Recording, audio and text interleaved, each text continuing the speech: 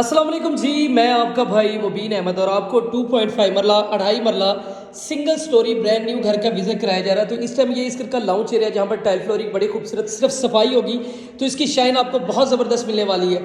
Media wall properly तैयार की गई है और सामने इस घर का आपका सेपरेट सा किचन यहाँ पर तैयार किया गया है, जिसकी कैबिन क्वालिटी आपको बड़ी खूबसूरत सी जो है वो रखी गई है। और बड़ा ज़बरदस्त इंशाल्लाह नक्शा ये इस घर का आपका गराज आ गया, जहाँ पर आपको टाइल फ्लोरिंग ज़बरदस्त नीचे तैयार की गई है।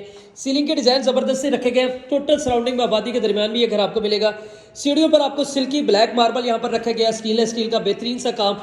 साथ में इस घर का आपका मास्टर साइज का बेडरूम विजिट करवा दूं तो जो कि आपको बड़े साइज का रखा गया। वॉलपेपर, सीलिंग के डिजाइन जबरदस्त, बैक साइड पे ventilation area, motor pump install मिलेगी।